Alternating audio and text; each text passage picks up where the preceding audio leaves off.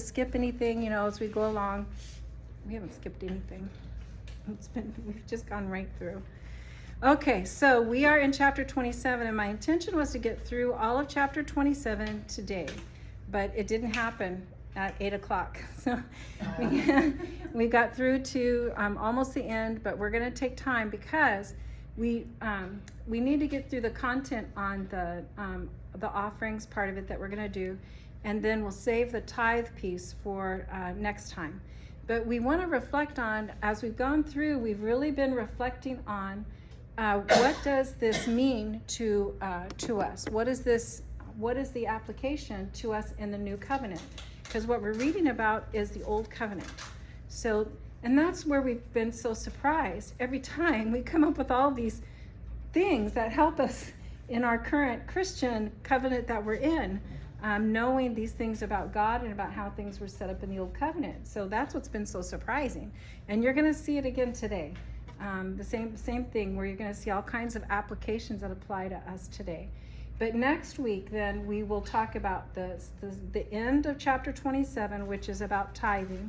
And then we want to have a conversation about what does this whole chapter of 27 have to do with us in the new covenant. I think you're going to hear and see things that are very, you can see the applications. So that's kind of how we go through and talk about it. I'm recording right, because every time we have new faces, I like to make sure and let them know. So I'm recording on my phone, and so my phone I upload to YouTube channel. At 8 o'clock I record for Facebook, and that this morning's lesson is already on Facebook and is there. And so we have several people who join us online and like to have discussion and stuff. So just so you know, that's why it's here. So then if you have something personal you want to say, tell me, I'll stop this and talk personal. Then we can start it again. But usually we just wait till we turn it off and we say anything. But anyway, we are in Leviticus chapter 27. And today we're going to be talking about not the law. We're going to be talking about an appendix to the law.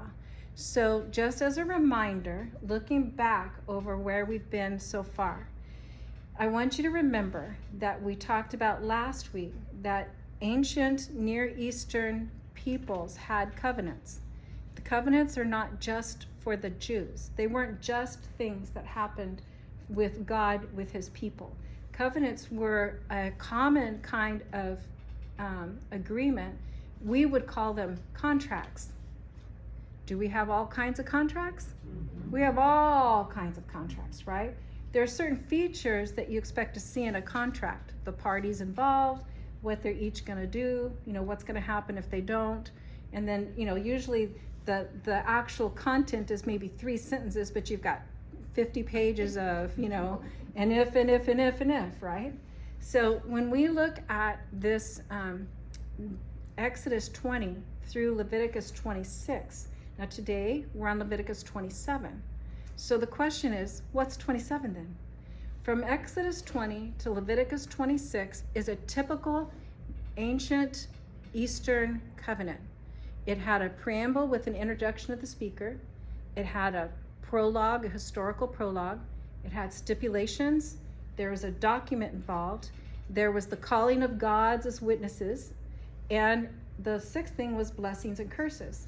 Last week, we did in chapter 26, Leviticus 26, we talked about the blessings and the curses. Now, some people don't understand that Leviticus 26 is not the covenant. It starts at Exodus 20. Exodus 20 is where you have the 10 commandments. From Exodus 20 through Leviticus 26 would be like one document in terms of having a covenant, and a covenant piece. So remember that the rewards were enumerated, they were listed, and they were general statements of prosperity. But the punishments were very specific.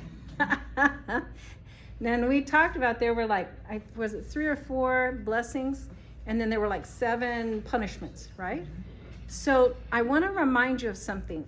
Do you remember, for those of you who are here, when we studied Daniel, how we read about in the introduction to Daniel, and then we found it also in some of the other books of prophecy, that some scholars didn't believe that Daniel was written when it says it was written. They believed it was written later. And they had only one proof. What was their proof? You remember?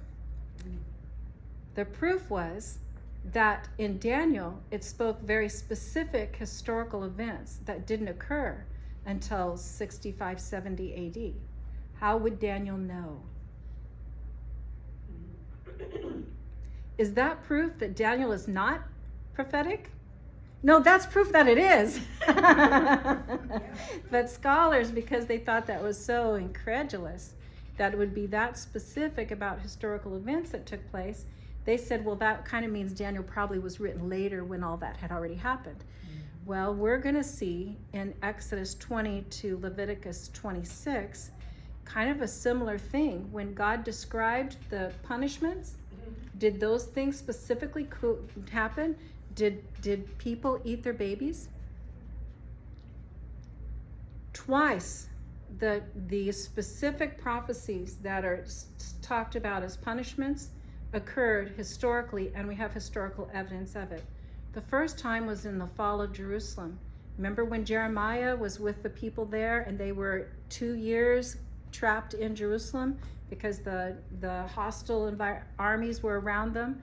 And while they were in that time, Jeremiah lists that women were eating their own babies, that they were dying, people were dying, and they were the horrible things that we saw in Leviticus 26 as punishments. We had record of it occurring in the fall of Jerusalem.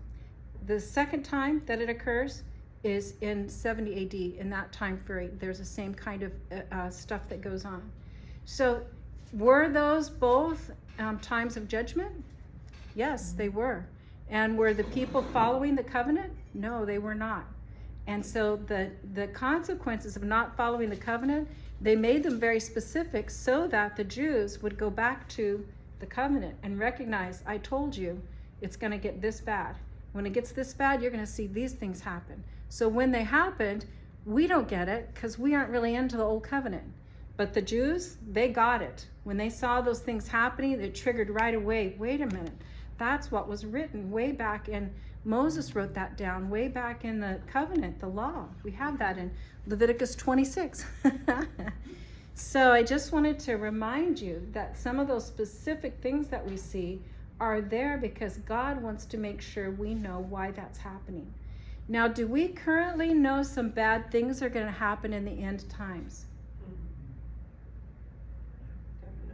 We see some really odd stuff. We can't really understand it right now. We kind of make guesses. Oh, well, it says this, but that seems really, odd. A fireball out of the sky. What in the world? Or the oceans. I mean, that stuff. We go, oh, some of that's pretty specific, and we haven't seen that happen yet. After it happens, what will we be saying? Oh, yeah, that did happen. What will people who know nothing about the scripture be saying? They won't see the hand of God because they won't realize that we knew this and we're told this now. Back when we were told that these things would occur. But when they happen, the people of God are going to recognize it and say, ooh, it's happening, right? Darn, we're not pre-trib. And you think, why did the Jews not recognize Jesus? Right. Because all of that. Right. And he fulfilled it all. Right. Well, there were a lot who did because they turned and became Christians. There was that big Christian movement. Mm-hmm. But if you're a Jew before you are a follower of God, right? Like if you consider yourself to be Jewish, but you don't really have a heart for God, you're just being Jewish. No, we don't have any Christians like that, do we? Any Baptists like that? Pastor Charles talks about. Oh, that other church somewhere. Yeah, sometimes each one of us can be that way, right? We say something, but we don't really think about what it really means. Yeah. Okay, so let me take a drink. I don't know why, but when I was singing this morning, I kept getting in my throat, and I went, I couldn't get my voice out. And then it goes like crooked, like your voice, like you're singing, and then something gets in your throat, and then your voice will.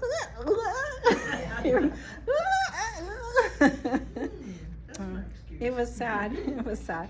Okay, so now we're in Leviticus 27. Guess what Leviticus 27 is? It's the appendix to the covenant. If you have an appendix to a book or to a letter or whatever, what does the appendix contain? Extra stuff. Extra pieces that add to, right? And we have the whole covenant. The whole covenant is done by Leviticus 26. Now in Leviticus 27, it's the appendix. It's like giving you a few of the facts that go with it. So you would think we could skip chapter 27, but no. No, we can't, because there's good stuff in here. Wait till you read about this. It covers gifts to the sanctuary. That would be the main income that the sanctuary uses. Remember, up until now, in the covenant, they had to bring the sacrifices, and that's what the priests would live on. But remember, where they're getting this law, where Moses is writing this down, they're not even in the land yet. So they're going to get into the promised land eventually. And then how will the tabernacle, how will the sanctuary, how will the priests survive if they're not making money and they're in the land in their new place and they're just doing their priestly service? So there has to be a way to keep the support going for the priestly duties that are going on. And so that's why we have the appendix. It covers the gifts to the sanctuary that will be the main income that's needed to keep the covenant, all the things we read in the covenant, going. You know, if you have a sore on your skin, and you go and do what you're supposed to do and be by yourself or whatever, then after so many days you have to go to the priest to have them check your skin, right? To make sure it's clear, to say, okay, you're clean now, you can come back. There were all kinds of things we read in that law that were the priestly duties that they would be doing. So how do they do that? How do they survive and just do those acts of service? There have to be some way to support. Do we have that today? Today, we have churches that we use to minister to people. We use the church to perform weddings, funerals, teach our children, teach our adults, perform baptisms. We do various works of service, like we call missions. It's a place that we meet so that we can worship and encourage one another. A ministry to children, youth, and adults. So we have a pastor and a secretary and an assistant pastor. Why? Because some of us are working at other jobs, and we can't work at another job and do all the work that's needed to support the ministries of the church.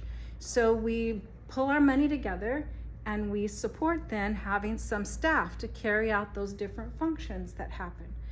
So this is a kind of a cooperative hiring. We cooperatively as a church hire people to do those things, plus we all volunteer. So between our voluntary efforts and then paid staff ministry, we can actually have a really complete ministry. So I work full time. I serve as much as I can, doing music and being on the leadership team. I serve as much as I can. But I can't do much more than I'm doing right now and still take care of my family, my household, and my work. So I can't quit my family or my household. I could quit my work.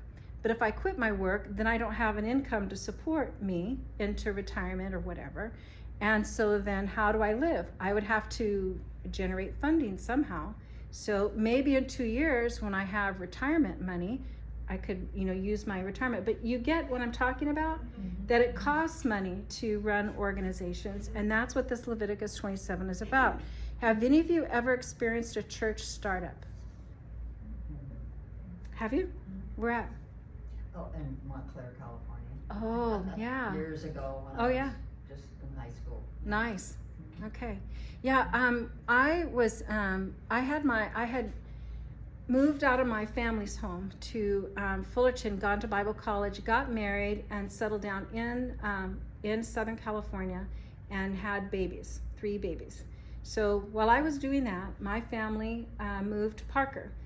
2 of my sisters were still at home, and my dad was running a bread route. My mom was working as a nurse.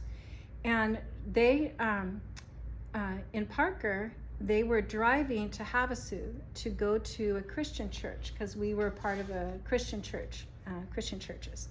and non-denominational Is that Christian Lake church. Elton? Lake Havasu. So it's about 40 minutes. So there were flavors of churches in Parker, like Baptist, but my parents didn't like Baptist too much. They were too strict on some things they didn't like. So my father thought that was a big joke to say, well, why don't we have Laura pray for the meals since she's Baptist? It was just a joke. He was just joking. But anyway, the point is we didn't fit real good with some of the kinds of beliefs that were in some of the Baptist churches in that area. So we were going to the Christian church in Havasu, and there were several other families too that were similar, traveling from Parker and choosing to be a part of the Christian church kind of thing, independent church. And so they realized, talking together, that there was not a single church on Parker Strip. So there's Parker Strip all along the river. Then there's the Havasu and the bridge, the dam, and then the Havasu area. So in that Parker Strip area, there was not a single church of any flavor. And so they started talking about how it would be really great to have a ministry that was catered to that population, because the people in both the towns were generally families, high poverty areas. They were a certain kind of person. The people on the river were different. The people on the river were rich and very poor, high class with high expectations for service delivery, and people with no expectation and no church background at all. It was a big schism. And so they said, well, we should start a church on Parker Strip, and we should make sure and make it formal in certain ways, but super casual in other ways, so that we want it so casual that a person could be out using their boat on the river and come in to do Sunday church in their shorts and flip-flops and feel comfortable going right back out on the river. We wanted it to be like that kind of a style. So that became our mission. So I moved to Parker to teach, and they were still at that time, well, first they started meeting in my parents' house, which was real conducive to that, the way it was set up. It was an easy place to meet for 3 or 4 families together. But as soon as there got to be 5, 6, 7 families, it wasn't big enough. So then they rented a space at the local school district, allowed them to rent a cafeteria space.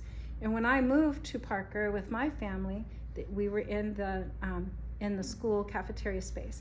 And we met there and started saving up money and decided the first thing we needed was a pastor, because we couldn't all be working and making money and still do the works that need to be done with the church. We needed someone to keep that together. So we hired a pastor, and then the pastor would preach and help keep things organized during the week. Then we saved money and built we saved the money, but the truth is that God kept bringing the right people into our church who could do what needed to be done. Lo and behold, if a contractor didn't move to the area, he was only in the area for a few years, just the time it took to build the church, and then he moved to this next thing. I mean, we had all kinds of people like that became a part, and so we had saved some money. Then we had these people that knew what they were doing, and we were able to build the church on the river. So then those... in that way, we all, as a community of believers, really understood how our money and our work was building a church. When you come to a church like our church, you might not understand what all is happening on the backside, because you may not come from a church background and you may not understand how it works and what they're doing. But it really is dependent on all of us that are giving of our time and giving of our money to make it happen. Air conditioning is not free. It takes money to keep a church going. And by having the church going, we have all this ministry happening on behalf of the kingdom. Well, it was the same thing for the Jews. You've got a synagogue, you've got your tabernacle, you have your priests doing weddings and funerals and purity ceremonies and all the stuff they're supposed to do, and it costs money to do that. So God set up how things were going to happen, what is going to be of value, and how much value would it be. He protects the people by telling the priests how much they're going to charge and what's a fair value for things, so they can't gyp people. And he's lining up how things should happen. So the tabernacle and the sanctuary required those gifts to keep running. So now I'm going to use some words that if you're like me, you will go, that's a weird word. Okay, so here we go. Verses 1 to 13 are vows of persons and animals. I know that sounds like the chicken is going, I swear I will, right? But it's vows of persons and animals. Verses 14 to 25 is about the consecration of houses and fields. And verses 16 to 13 is the consecration of firstborn proscriptions and tithes. Proscriptions. That's a weird word, isn't it? I'm going to explain that to you, why they're using that term, proscriptions. So nobody likes fundraising. So in Leviticus 27, we might feel a little bit uncomfortable. The laws of redemption in Leviticus 27 fit into a graded system. Number 1, proscriptions are the most sacred and they are irredeemable. In other words, you can't redeem them. I'm going to go over this. We're going to read this in the text, but I'm just giving you a hint. Okay, proscriptions means that God said, you will bring if this is happening, you will bring a lamb and you will sacrifice it. You cannot take that lamb and exchange it for money and just donate money to the church. You have to bring that lamb. That's a proscription, a specific thing that you have to do on a specific date for a specific purpose. That's a proscription. Number 2, offerable animals, whether they're the firstborn, the tithes or consecrations, are irredeemable. Okay, so you're hearing this word irredeemable and redeemable, right? So offerable animals, like you're supposed to bring a bull, a goat, or lamb. So you can't redeem a bull, goat, or lamb because it's required for the offering. It's an offerable animal. So what are the 2 things you can't redeem? You can't redeem a proscription, a thing or an animal that God has required that you do, and you cannot redeem an offerable animal. Now, third, non-offerable consecrations such as impure animals, land, houses, and crops are redeemable. Okay, so let's say you have a donkey. Can you bring a donkey to the priest for anything? No, a donkey is unclean, impure. But a donkey does have value, right? It has a lot of value for you as a farmer. What about a camel? Can't bring a camel, right? But they're redeemable. But they are redeemable. In other words, I can say, I am so happy about all that God has done in my life. I really want to bring something to thank God for the way that he's blessed my life. But all I got is a donkey. I can bring my donkey to the priest and say, priest, I want to redeem this donkey. And the priest will say, okay, well, the donkey is this old. It's a good working donkey. It has a value of this amount.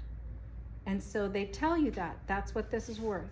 Then you, the person trying to make the donkey, you add 20% and you give the money, not the donkey.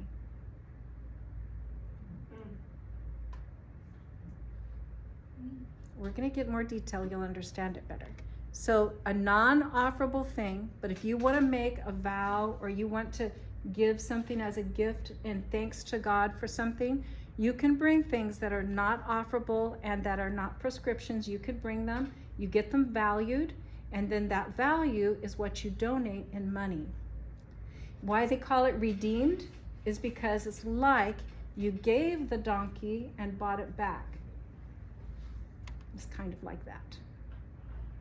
You redeemed it with your money. You paid 20% more than its value to God, and you kept your donkey. Okay, let's go on. In general, the offerable animals are irredeemable because they must be sacrificed on the altar, and non-offerable animals and other consecrations are always redeemable unless they are proscriptions. So that's basically the rule. So let's start here at Leviticus 27. And you'll see as we go through this, we'll get more detail and you'll understand better how I introduced it. Leviticus 27, 1 through 8. The Lord said to Moses, "Speak to the Israelites and say to them, if anyone makes a special vow to dedicate a person to the Lord by giving the equivalent value, set the value of a male between the ages of 20 and 60 at 50 shekels of silver, according to the sanctuary shekel. For a female, set her value at 30 shekels. For a person between the ages of 5 and 20, set the value of a male at 20 shekels, and if a female, at 10 shekels. For a person between 1 month and 5 years, set the value of a male at 5 shekels of silver, and that of a female at 3 shekels of silver. For a person 60 years old or more, set the value of a male at 15 shekels, and of a female at 10 shekels. If anyone making the vow is too poor to pay the specified amount, the person being dedicated is to be presented to the priest, who will set the value according to what the one making the vow can afford. Okay, so if you're going to dedicate your 16-year-old child to God, what would the redemption price be? It would be that amount plus 20%. And then you would give that money and say, I'm making a dedication of my child to grow up in a godly household with me. Dedicating to that. Why are women worth less? Well, let's talk about that. Is it because men or women are more or less valuable? That's what they do. Isn't it? How is the animal decided by value? How do you value the animal or anything else? By how much they're worth, like the working value of them, Yeah. right? And so what they're doing is setting the parameters here so that you're given a certain number of shekels Okay. for each one ahead of time. And just so you know, this range is from, if we were going to turn it to dollars, it'd be like $50 to $350. It would be today's exchange rate. In other words, this isn't millions of dollars or $1,000. This is what a person who wanted to make a vow, a special dedication, they want to dedicate their son. The son is 16 years old, and how they would do the dedication or the vow or whatever is by bringing the $200, and you'd say, I'm dedicating this to my son to this, and that's how you would do it. They'd do a little ceremony and make it official. So we're going to talk about, let me get through if you consecrate your child, it's completely voluntary. No one is requiring you to dedicate your 16-year-old child. There's nothing in the law that requires that. So it's something that you're doing maybe because of gratitude. We see an example in 1 Samuel with Hannah. Do you remember the story of Hannah?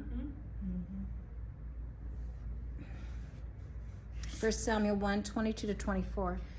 Hannah did not go. She said to her husband, after the boy is weaned, I will take him and present him before the Lord, and he will live there always. Now in this case, she's looking to set him up to be raised in the priesthood. Do what seems best to you, her husband Elkanah told her. Stay here until you have weaned him. Only may the Lord make good his word. So the woman stayed at the home and nursed her son until she had weaned him. After he was weaned, she took the boy with her, young as he was, along with a 3-year-old bull, an ephah of flour, and a skin of wine, and brought him to the house of the Lord at Shiloh. So now, why would a woman bring she's childless. Now she has a child, and she brings that one child at 3 years old to live in the household with Eli and his wicked sons. Why would she do that? Well, in that day, it was about the opening of the womb. You know, it was all such a big deal to have children at all. So she was childless, and she made that promise that if you give me a child, I will dedicate him to the service in the temple. So that's what she was doing. Why was the bull 3 years old? Because when the child was born, she chose the bull. And now the bull and the child are 3 years old. She weaned the child, so about 3 years old, and took him then to live in Eli's house with his sons. Now, what do we know about Samuel? What did Samuel turn out to do? You remember anything? He's the one who anointed King David. Yes. Mm-hmm. He was a very good prophet. He was a priest. He was not like his Eli and his sons. He was not like them. He grew up to be a very noble servant of God. So she had set him apart from the time of his birth. Now, of course, the hope or the expectation of the woman would be that then she's going to have more children, and now that her womb is open, she'll have more children. So that was also kind of the unspoken expectation. Here's some of the, if you want to take the Leviticus 27, 1-13, talking about the value of people. These would be the value in shekels, which it's like the lowest is like $50, and it goes up to about $350 was the range when the thing that I saw that translated it. You can see. So then the question then though about why male and female, which is worth more economically in a society?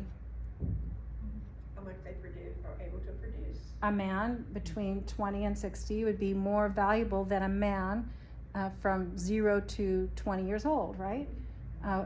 A man at 61 and to the end of life is going to not be as valuable economically as a younger man.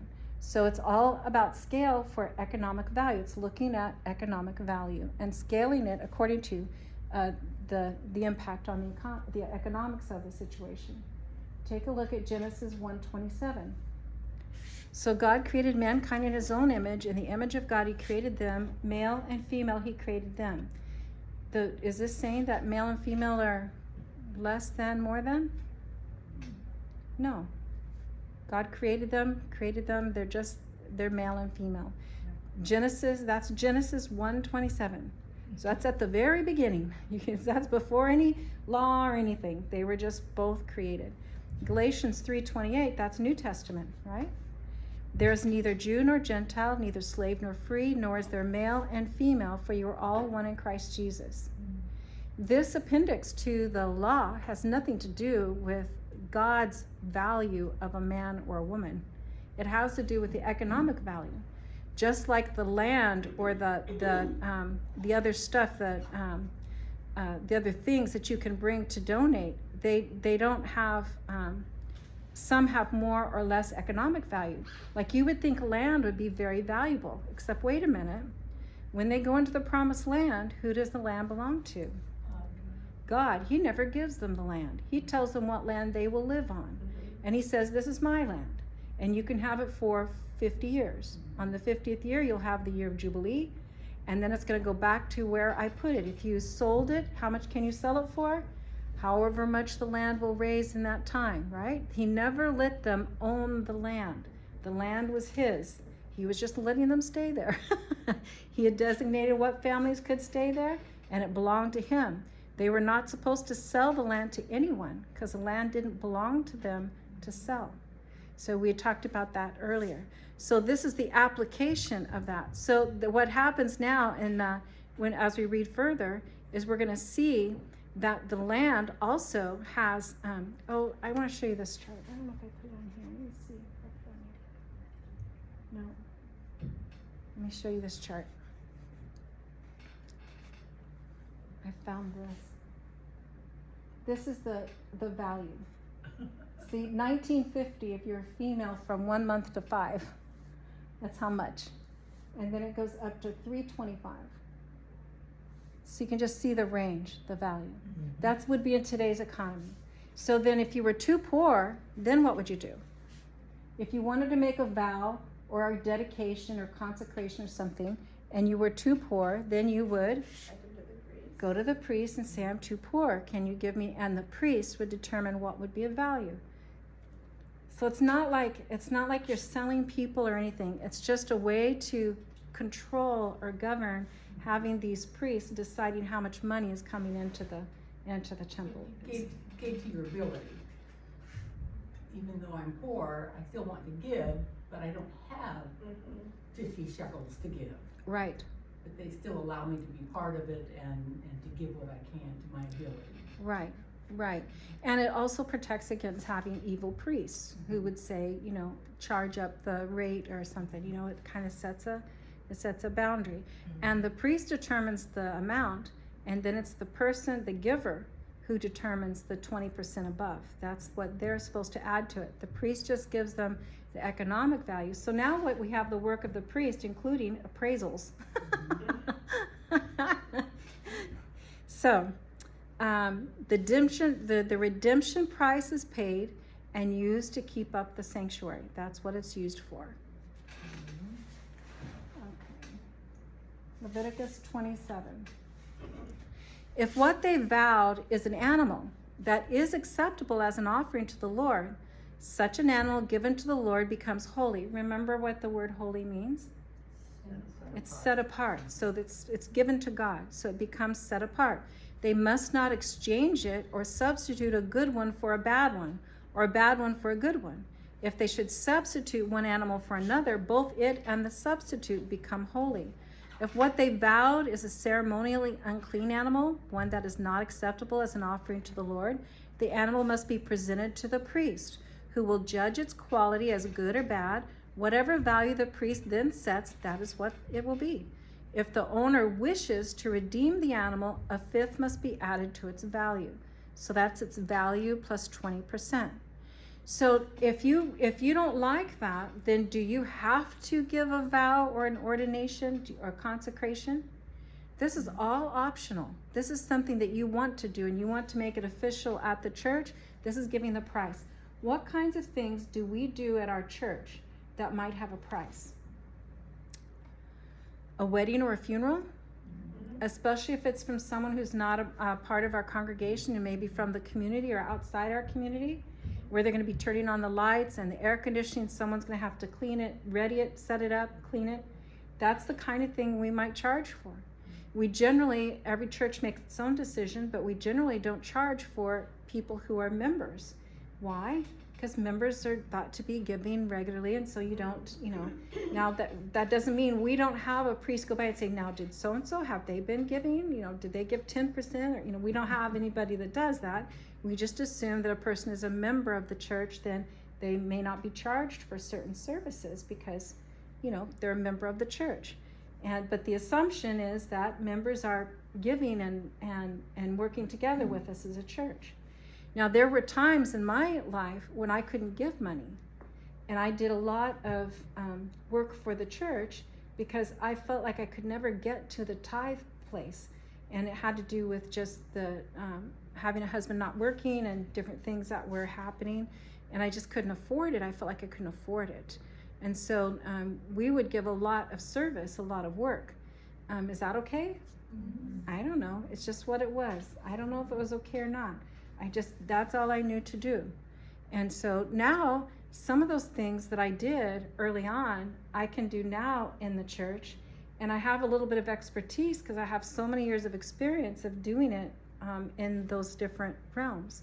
It's funny how things come around, where now I can give 10% plus of my income and I can serve in the church. And part of the reason I can serve is because of my experience that I had as a young mother who couldn't afford to be even making up to a tithe to give. And so I would give of my service. When I was reading this, I thought, I think that's okay with God. Because it would be like me saying, I'm too poor to meet that standard, but can I count my hours of work? Being generous. Right, being generous with my time and whatever. So the concept is still the same. We are supposed to be supporting the church and the work of the church. But how we do it, we can get a feel for what God had in mind here. Mm-hmm. He's made provision for everyone to be a part. Okay, so did we read this? Yeah. Okay. So the priest determines the price based on the animal's condition. We see that in this part. Some animals must be sacrificed. They cannot be redeemed. A clean animal must be sacrificed, but an imperfect lamb, for example, could be redeemed.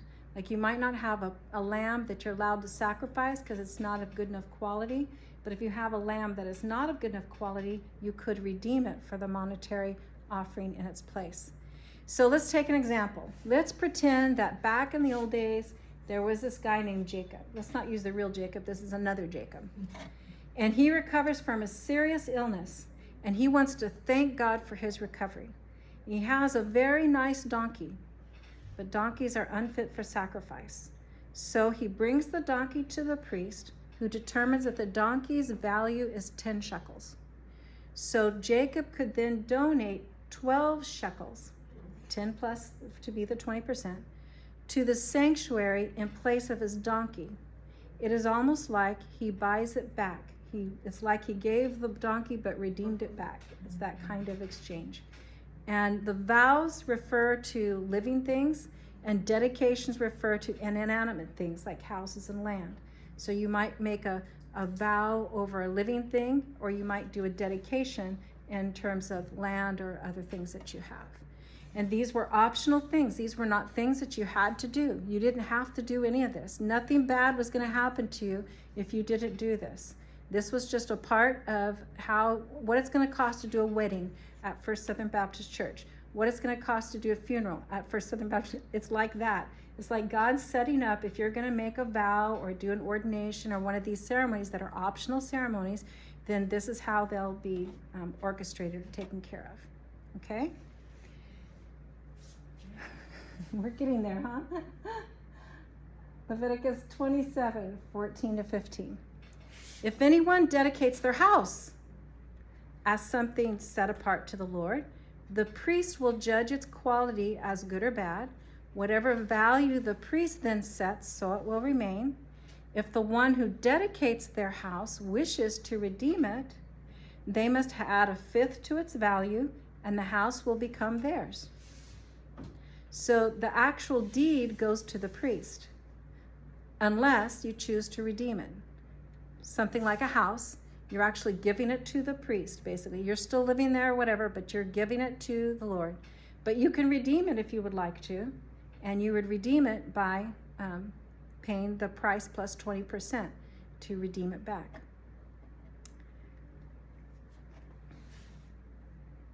But is land the same? No. Why would land be different? You don't own it. Because it's not your land, so you can't be given it and redeem it Do I back. have to tell you that? You don't own it. It doesn't belong to you. If anyone dedicates to the Lord part of the family land, its value is to be set according to the amount of seed required for it, 50 shekels of silver to a homer of barley seed. Now, as Judy is reminding us, the land belongs to God. So what you're selling is the value of the seed that you would use to sow and get a crop. So you're basically dedicating the value of the crop for land. If they dedicate a field during the year of Jubilee, the value that has been set remains. But if they dedicate a field after Jubilee, the priest will determine the value according to the number of years that remain until the next year of Jubilee, and its set value will be reduced. If the one who dedicates the field wishes to redeem it, they must add a fifth to its value, and the field will again become theirs.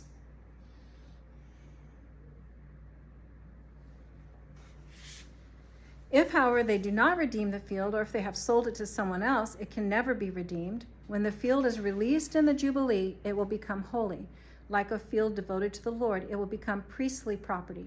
If anyone dedicates to the Lord a field they have bought, which is not part of their family land, the priest will determine its value up to the year of Jubilee, and the owner must pay its value on that day as something separate to the Lord. In the year of Jubilee, the field will revert to the person from whom it was bought, the one whose land it was. Every value is to be set according to the sanctuary shekel, 20 gerahs to the shekel. So again, you're dedicating the value of the crop, not actually the land. The land is not changing ownership, just the value of the crop. Now, Gloria, one of the things we found out is that the Jews never celebrated the Jubilee. They were supposed to, every 50 years, they were supposed to set apart the year of Jubilee. Every 7th year, they were supposed to have a Sabbath, and that Sabbath year. And then that Sabbath year, they wouldn't plant any crop. The land was supposed to rest, right? And so they would get enough. God told them that if the 6th year, they were going to get enough food to last them the 7th year and the 8th year, because they need to plant. It takes time to grow the crop. And God said, I'll give you enough to last that time. Then he said also, every 49 years, the 50th year is going to be the Jubilee year. So in that year, you have not only God said he would give them enough crop in the 6th year to last the 7th year, and the Jubilee year and the planting year after that. If they would follow his guidelines and have this Jubilee year, this year of rest. And all land and property would go back, the land would go back to the original family. You couldn't own the land because God owned the land. So you were just using the land for a crop. And so the problem is, we talk about all this, but the truth is that we have no record that the Jews ever celebrated the Jubilee year that way, where that land actually went back. Yes? Do we have record that they actually gave the land back to the family? We don't have any record of them doing anything on the Jubilee year except have a party. And the same thing with the Sabbath years. They didn't even make it to the first Jubilee year, and they were supposed to do 7 sevens, you know, so they would have had 7 Sabbath years. But we also see that they didn't do the Sabbath year. They didn't let the land rest.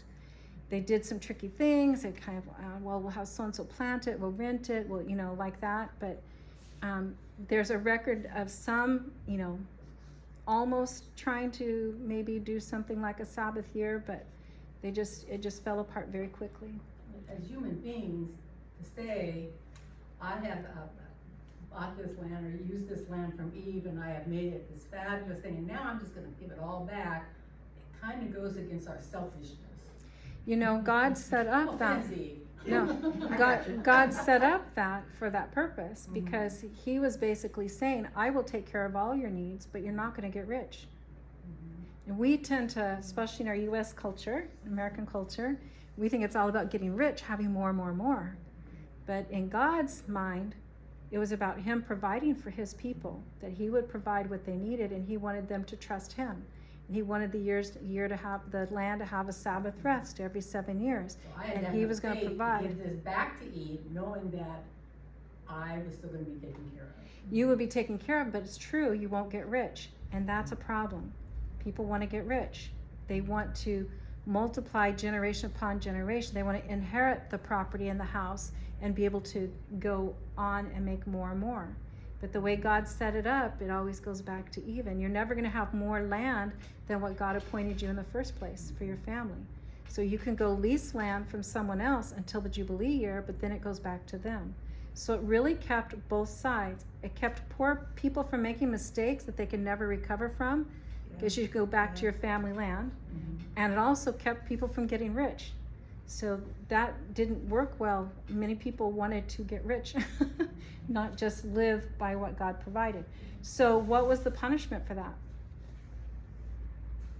They were away from the land when Jerusalem fell. They were out of their land for 70 years. What does 70 years equal? There were 490 years. They did not follow the Sabbath or Jubilee years. So 7 years, every 7th year into 490 would be 70. So God took back his Sabbath. He let the land rest for 70 years. He took it back from them. I wonder what the Jewish community thinks about that. That symbolism was not lost on anyone. It's even in the prophets. There are 3 prophets that talk about it. And so it's not that connection. We lose it because we don't really get about Sabbath and Jubilee and blah, blah, blah. But it's in the prophets. We kind of go over and go, oh, that's kind of weird, huh? Because we never read Leviticus. We're always skipping over everything in Leviticus. We didn't understand. But are the Jewish leaders conceding to the fact that they have never honored what God had intended? Yeah, they saw that as the punishment. Remember when Daniel was reading back in the prophets? And What about today? Oh, well, you have all kinds of different thoughts, you know. You have Christian Jews today. We do have Christian Jews.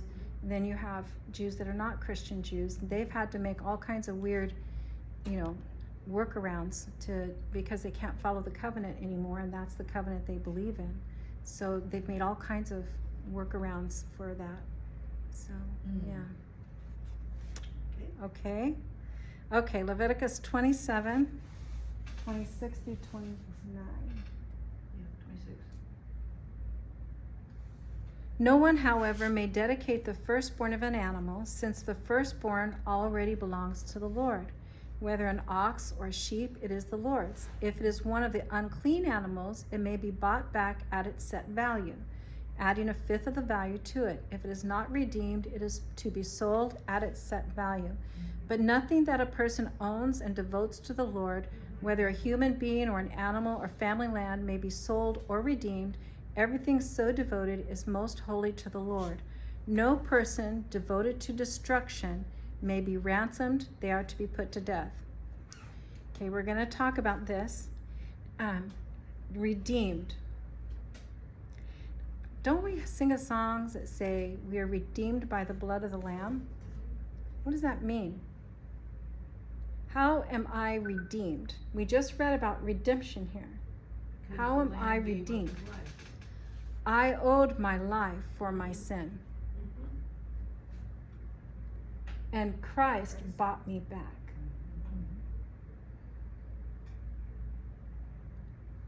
The ultimate redemption. The ultimate redemption. This instruction on redemption is directly related to us in the new covenant.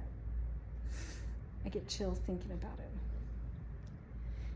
This term, no person devoted to destruction may be ransomed. They are to be put to death. Okay, you ready, Eve? Write down H-A-R-A-M. Some people use H-E-R-E-M because it's harem. So how do you want to say that? Harem. That's a Hebrew word. Okay. It's translated in verse 29, devoted to destruction. It's also translated under the ban. It's also translated devoted to God. Devoted to destruction, under the ban, devoted to God. How are those connected? Why would they be why would that one word be translated 3 different ways?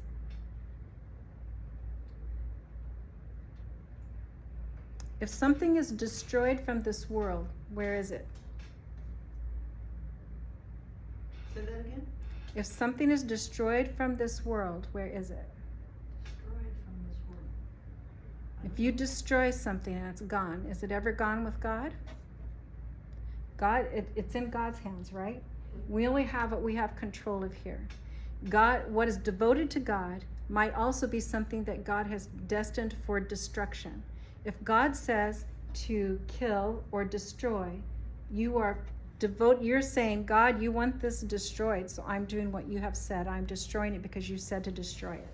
Do you get that? So it's translated 3 ways: devoted to destruction, under the ban, and devoted to God. Let me give you some applications. You saying Under the ban? B-A-N, under the ban. In other words, the statement is you're going to kill every living thing. You're banned from keeping anything, okay? So in Hebrew scripture, the verb occurs 47 times and the noun 28 times. It is most often used in the context of war. It means the total destruction of everything belonging to the enemy, including the killing of every man, woman, child, infant, and animal. Joshua 6:15 and Joshua 8:1, you see 2 examples. The first one is when the people went into Jericho. Yeah. And they were to destroy everything in Jericho, every living thing. And the other was in Ai, where they were supposed to destroy everything. They used the term under the ban, devoted to God, totally destroyed. And then in 1 Samuel 15, God commands that King Saul totally destroy the Amalekites. Well, in the first 2 examples, they do it. They destroy it all. But the Amalekites, Saul took the king, because he's going to pick on him for a while. And he took some of the goods, some of the stuff from there, and some of the other creatures that he wanted, some of the animals. So he did not destroy everything. And that was the breaking point for Saul with God. God said, you're not doing what I said to do. I told you to completely destroy. Here's an example in Deuteronomy of this term being used. Here's an example. In cities of the nations the Lord your God is giving you as an inheritance, do not leave alive anything that breathes. Completely destroy them: the Hittites, Amorites, Canaanites, Perizzites, Hivites, and Jebusites, as the Lord your God has commanded you. Otherwise, They will teach you to follow all the detestable things they do in worshiping their gods, and you will sin against the Lord your God. Why did God tell him to clear them out? Because he didn't want them practicing their sins. And sure enough, the first king he chooses, Saul, does that very thing, saves some of them, and then that's exactly what happens. It begins to taint the community. So God, in Deuteronomy 20:16-18, when the people are going into the promised land, he says, everyone in the promised land, destroy. They made deals with people outside the promised land. They made covenants and agreements and treaties. That was fine. God didn't say they destroyed everybody. He just said everyone that's in the land needs to be destroyed. So Joshua took over after Moses, and he was the one who did start with Jericho and Ai. He did that. When Saul became king, he did not follow that. He took captives, and God held that against Saul. So I don't want to read the whole examples. We could read all about it, but I want to get to this next part for you. Okay. Let me get down here.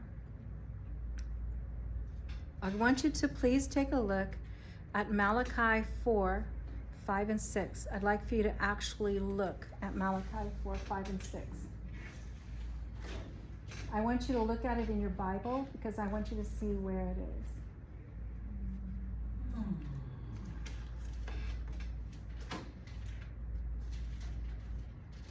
When you find it in your Bible, tell me where you notice that it is. It's at the end. Almost. It is the end. I don't have it up here. I probably did. It was Malachi what again? 4, 5, and 6. The final warning. Okay. The very last verses of the Old Testament and the very last word of the Old Testament. See, I will send the prophet Elijah to you before that great and dreadful day of the Lord comes. He will turn the hearts of the parents to their children and the hearts of the children to their parents, or else I will come and strike the land with Haram. Total destruction. Same word. Now, when Malachi is writing, Elijah was long ago. Who's he talking about? Who's Elijah? Elijah already came and went back in the day, right? Who's Malachi talking about? Malachi was a prophet. Who's he talking about? Jesus said, "Who do you say that I am?" Remember what the disciples said? Some say you are Elijah. What do we know about Elijah? Did he die? Taken by a chariot, and he's part of the transfiguration. Yes, and some say that the witnesses, that they think one of them might be Elijah when at the end of time. I don't know if that's true. But then when we see Malachi saying, I will send the prophet Elijah to you before the great and dreadful day of the Lord. What's the great and dreadful day? We see that over and over. That's what Revelation describes, right? He will turn the hearts of the parents to their children and the hearts of the children to their parents. Or else I will come and strike the land with total destruction. Now, some people say this is Malachi's vision of Christ, that Christ came and established the new covenant so that the old Jewish way of doing things would be like the parents, and the new would be the Christians, the ones following Christ, how they will understand one another and be able to live in peace together. Others say that it is at the end of times, that this is another end time prophecy. We don't know, because we're just like the people back in the day when God said in Leviticus 26 that if you do not follow this covenant, then these bad things are going to happen. And we can't imagine those bad things happening, right? We're like those people.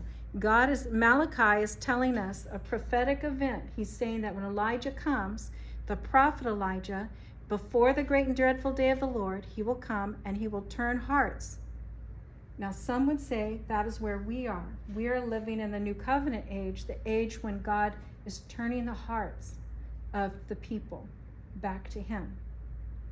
And those who don't turn, what will happen?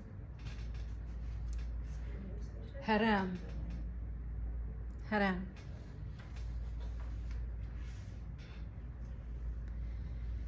In case you want to know, there were other people groups who talked about harem. In fact, we have a stone artifact from like 800 BC, 840 BC, and it uses that same term, harem, describing under the ban, and it describes.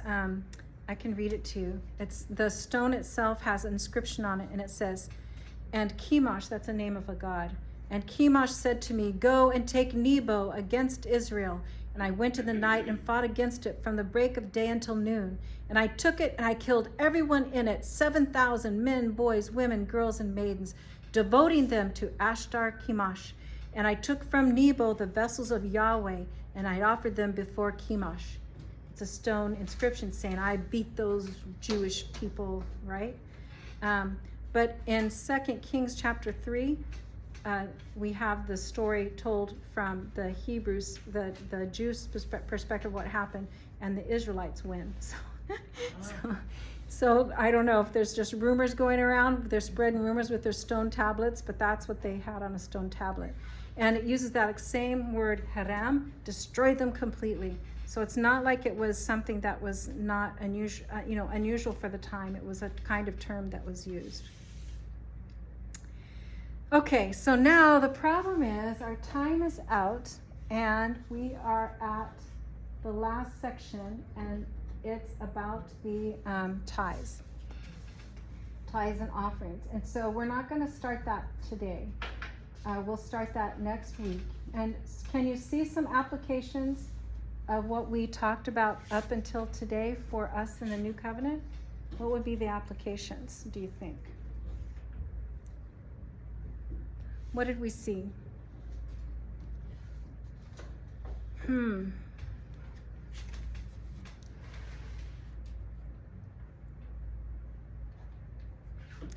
Is it okay to collect money to do the work of the church? Do we have to give our money? Is it required? None of the things that we saw till today, up until this part, were required.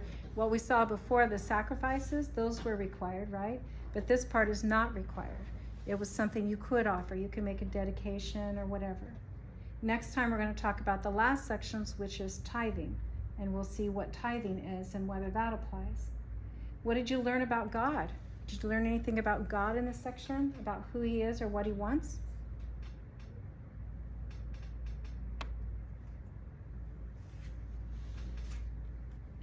That's a tough question. Yeah, I'm missing that. Well, I think God, He wants us to listen to Him. He wants us to be faithful to what we hear from Him. He wants us to trust in Him, and we don't do any of those things. Mm-hmm. And does God want to make money off of us? He doesn't need our money. But if we want to give gifts, He says, give the value plus 20%. That's what His measure was. You wanna gift something, then gift it at that rate. Remember, you cannot give what is already God's. Exactly. There were things that belonged to Him already. We can't gift it.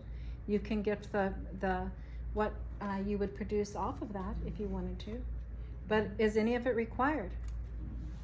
None of this part was required. We talked about things that were required, right?